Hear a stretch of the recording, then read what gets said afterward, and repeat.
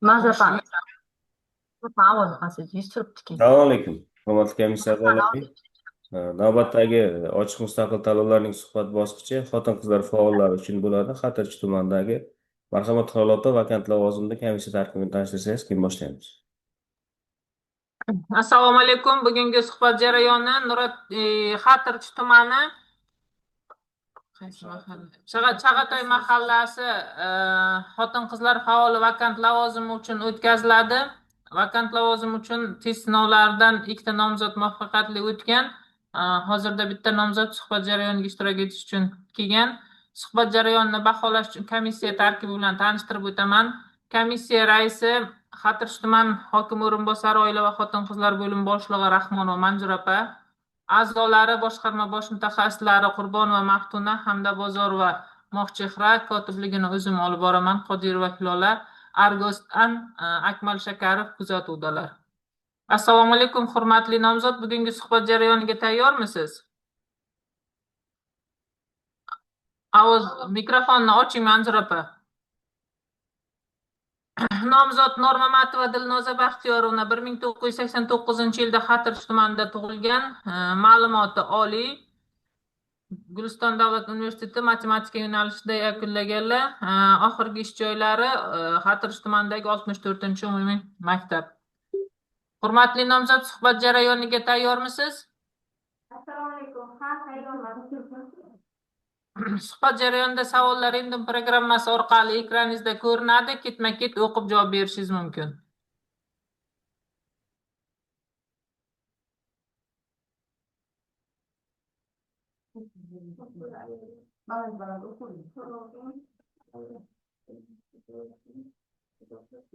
Assalomu alaykum, hurmatli nomzod. Savollar ko'rinyaptimi?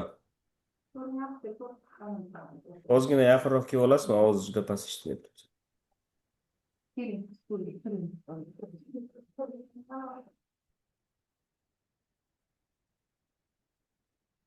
Baland ovoz.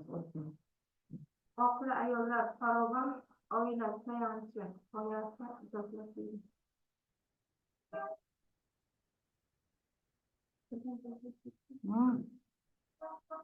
O'qib javob berib ketaveramiz.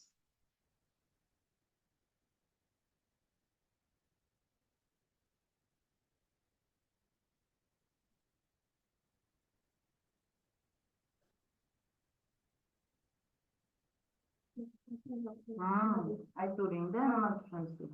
Oqila ayol farovon, oila tayanchi. Oilada oqila ayol bo'lsa, oila tayanchi, oila mustahkam bo'ladi.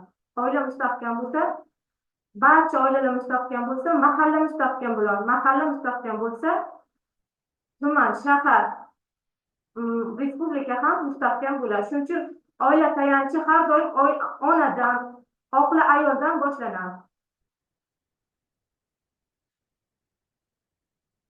Oilada onaning o'rni, oqila ayolning o'rni juda ham katta. Oilada ona aqlli, yaxshi, odobli bo'lsa, farzandlar ham o'shanga qarab o'sadi.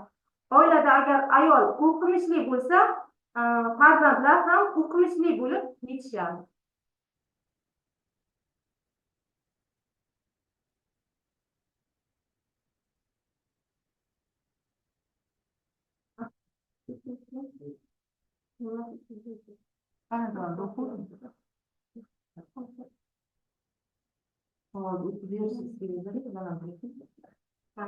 Nima deb o'ylaysiz? Farzand tarbiyasidan oilaviy muhim katta ta'sir etadi. Boshqa omillar.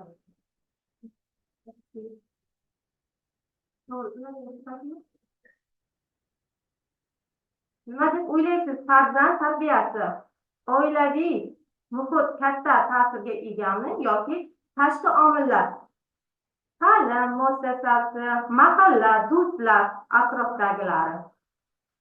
Men o'ylaymanki, eng birinchi ota-ona tarbiyali bo'lsa, farzand atrof muhitga nosog'lom insonlarga qo'shilmaydi. Chunki oilada fundament yaxshi bo'ladi. Farzandni tarbiyalanib borilishi, o'zini ko'chada qanday tutishi, bilan muomala qilishi, maktabda ko'proq maktab sohasida ishlaganligim uchun men maktabdan kelib chiqib aytmoqchiman. Maktabda juda ham oilada tarbiyasi qanaqa bo'lsa, maktabda ham juda chiroyli ko'rsatadi. Agar oilada tarbiyasi, ona tarbiyasi yaxshi yoki ota tarbiyasi yaxshi bo'lmasa, maktabda ham sezilardi o'sha narsa. Shuning uchun men o'ylayman, birinchi o'rinda oilada tarbiya muhiti juda ham yaxshi o'rnatilishi kerak. So'ngra keyin maktabda, mahallada, do'stlarda, o'qishda, keyingi ishlarda ham menimcha oila tarbiyasi muhim. Birinchi o'rinda oila tarbiyasi.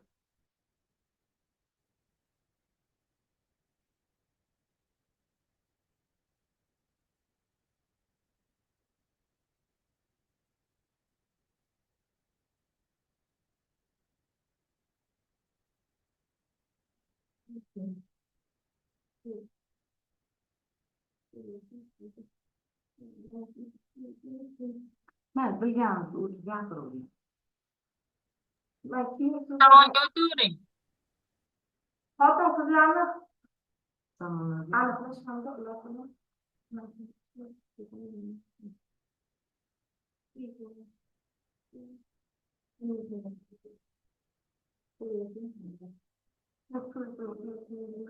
Keyingi savol yozdim, 4-chi savol.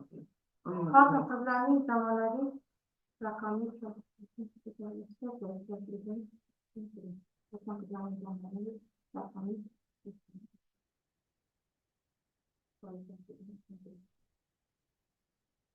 qizlar hozir hamma davlat, hamma joy zamonaviy raqamlashtirilgan kompyuter texnologiyalar bilan rivojlanib ketgan. O'shaning uchun elektron variantda bo'lyapti hamma ishlar. Shuning uchun xotin qizlarni zamonaviy raqamli kasblarni egallash uchun dolzarblashtirishni tushuntiring deyapti.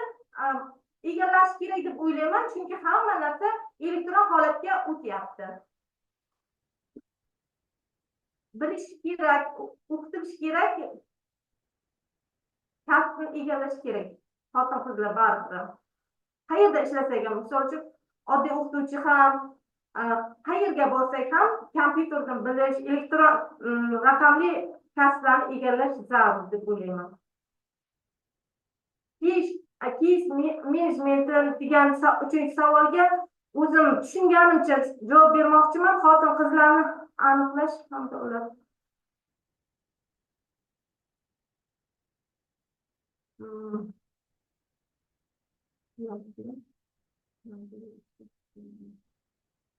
xotin qizlarni mahallada xotin qizlarni nimaga layoqati borligi deb tushunyapman o'zimcha.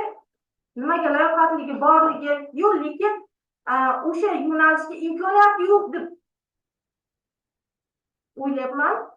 Shuni xotin qizlar faoli bilan birgalikda, sektor rahbari ishchi guruhi bilan birgalikda aniqlashtirilib, nima qo'lida qanaqa hunari bor va shunga yo'naltirilishini so'rayapti deb tushunyapman. 3-chi savolga. Xotin qizlarda qobiliyat bor-u, imkoniyati yo'q holatda tushunyapman. Oxirgisi oiladagi inqirozlar va ularning oqibatlari to'g'risida gapirib bering. Oiladagi inqirozlar va ularning oqibatlari. Oiladagi inqirozlar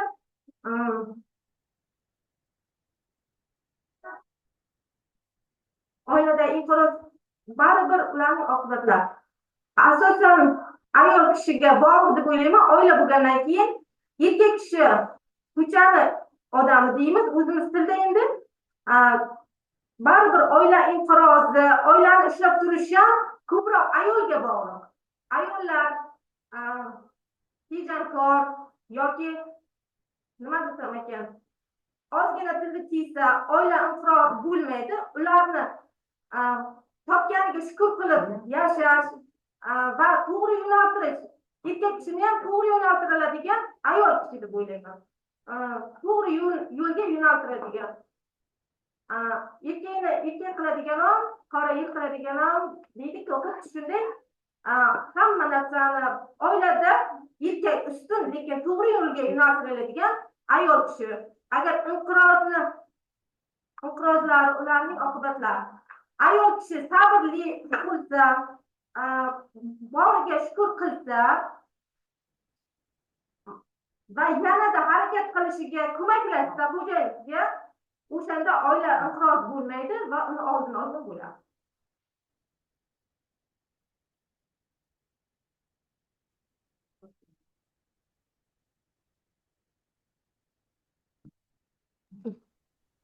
Hurmatli nomzod, asosiy savollarga javoblaringiz yakunlandimi?